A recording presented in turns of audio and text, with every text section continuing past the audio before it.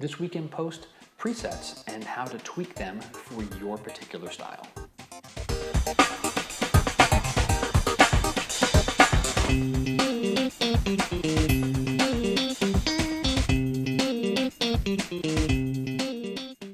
Hi everybody, my name is Scott Davenport and welcome back to In Post. This week I'm going to be doing some real straight up processing on a beautiful sunset in La Jolla, California.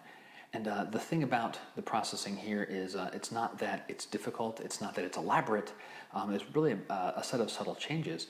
And when you have an image like that, one of the best places to start is with a preset, whether it's one that you've gotten with the software package you're using, or one you've purchased from another photographer, or one you've created yourself. You create those really nice looks, save them off as presets because they make great starting points. And so let's dive in and we're going to use one of those right now. Here we are in Lightroom, and let me hit the / key to see the shot that came right out of the camera. So I was pretty happy to begin with this. I got nice swirls of water going on here. This is cool. The sun's right at the horizon, beautiful sky. Do have some vignetting issues going on, and I've noticed this with the A7R when I have the lens hood on. I'm not sure if this is the edges of my polarizer that are getting in the way, or the lens hood itself. As I recall, even without the lens hood, I was still seeing little bits of this. And so let me take the / off. You can see most of that's gone away by virtue of applying lens corrections here, right? Just actually really right here, just clicking that one little guy there. There's still some slight subtle things. So that's something I'm gonna have to look into. Fortunately, these are easily something I can correct in the photo suite. And the other thing I've just done here is brighten things up a little bit in the basic panel. I've taken care of white balance using the eyedropper and highlighting on one of the areas of the white surf, where the foam part of the water is. That should be white. So this is a good spot here. These areas here, another good spot. So just using that white balance and sampling it. And then slight adjustments with exposure, contrast.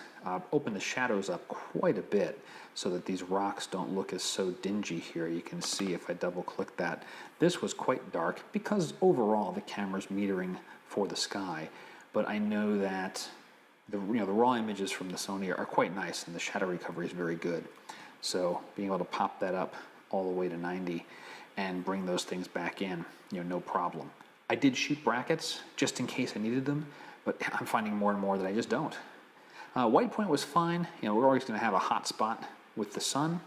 Brought the blacks down just a little bit to get some nice natural blacks right in those crevices of the rock. A little bit of clarity, a little bit of vibrance, not too much. I do more of my color and contrast and detail work in the photo suite. And that's where I'm going to jump next. There's some things to clean up here on the beach, but my preference is to use the tools in the Perfect Photo Suite. So let's just jump on over there right now with Photo and edit in, Perfect Photo Suite 9. I'll start off in Perfect Layers because there is some cleanup I want to do. And I've done most of this already, but I'll show you really quickly a couple of the things. Let me highlight my lower layer, the original image here I brought in from Lightroom. And I'm going to start with the eraser and take care of these odd vignette corners with just a couple of single clicks. That one and that one. That's going to take care of everything. For the lower corners, I'm going to zoom in here at 100%, bring this all the way down here. There's some texture here in the water I want to maintain, so I prefer to use the clone tool for that. And let me get a nice good feather there, grab that, and just kind of give a little wiggle over the corner there. That looks pretty good. I'll repeat the same thing for the other corner. You get the idea, and all said and done, I've removed some of the seaweed here. Let me switch to the hand tool here. I've removed some of the seaweed here, smoothed up this corner, and just cleaned everything up. So before and then after, even a couple of little straggling things on the horizon that I didn't think were adding anything to the photo. If you're curious about techniques for removing all these types of distracting elements, I've got a whole video course on that. And I think you really like it, so go ahead and check it out. But now, let's get to the stylization of this. So I'm going to shoot this over into Perfect Effects and show you the preset I started with and the subtle tweaks that I did to tailor it for this image. All right, so here in Effects, I am going to do Command left arrow and open up the browser pane, and here in the presets tab, under my presets, I've got a sandbox here of a bunch of presets that I haven't figured out how to categorize. And as I was scanning through the thumbnails for this one, I liked what Purple Tint Sunset was doing for this image. I'm going to click on that and let that load in. There we go. Command left arrow again, give ourselves a little more screen to work with. And overall, I really like what's going on here. The preset itself, it's adding some contrast, some color, it's doing some things with tone. This is really where the purple tinting is coming in, and a vignette. And what I want to highlight today is just grabbing a preset, trying it out, and then looking at the image and seeing, what works, what doesn't. And for the most part, I really like what I have here. But this section of the ocean here, so this kind of flat part here, this is a little too contrasty for me. I want this to be a little softer, and it will just reduce the amount of time my eye gets caught here. And I want the sun there. Obviously the sky is beautiful and the foreground's nice. Just to tone this back. That is most likely coming from dynamic contrast, so I'm going to start there by clicking on that filter. And sure enough, if I go down one more level, we can see this is kind of nice and soft, the original image, and then dynamic contrast is punching that up a bit. So I want to mask away this effect from this area. So I'm going to grab the line mask tool, because this is kind of a triangular shaped area overall.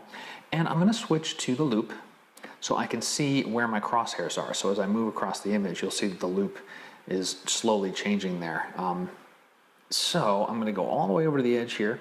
Now my eyes are over at the loop, and I'm lining up my crosshair more or less right on the horizon. This will not have to be perfect. Oh, I forgot. I need to increase the feather here a little bit. I'm going to bring that up to about maybe 14. That's good enough, just so it's not a hard edge. Okay, back to the horizon. I'll click once there. Now I've got my line. My eyes are back over on the main image here. I'm going to drag all the way over to the edge toward the rock. I'm shifting back up, looking at the loop, and I'll click right about there. And now I'm still in the loop, and I'm just going to kind of click along here using the loop to help guide my eyes as I work my way through the rocks. That's good, and this does not have to be perfect. This is more general type of mask. I can always expand the mask or do a brushing blur on it if it doesn't come out too good. There, let's see, maybe there. And now I'm kind of in the realm of I can switch my eyes back to the main display. I can click through here a lot faster, over to the edge, and then finally close off the shape. My cursor turns this little negative paint bucket. I'll click on that, and then the effect is removed from the inside of that shape. I'll switch back to the navigator so that the machine is not working as hard to keep up with me with the loop. And a Control M, you can see what the mask looks like, and it looks pretty good. Looks like I used a little bit of work on the edge there. So quick grab of the masking brush and feather there like that, and just paint through there and there, and that smoothed it out pretty nicely. That's it for that. And now I'm going to go back and look at the image as a whole, just clicking the top filter. And I think I'm done. I'm happy with how this looks, and the preset really got me to a good starting point. So there it is. I mean, the touches on this were pretty subtle.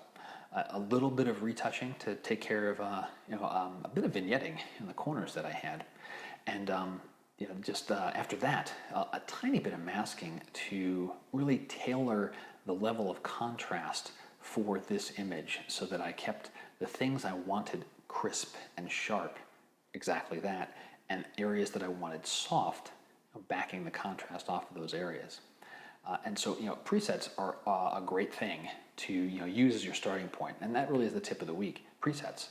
I tend to fine-tune each image that I work on, so it's not like I take 20 images in, fire off a preset, and apply it across the board.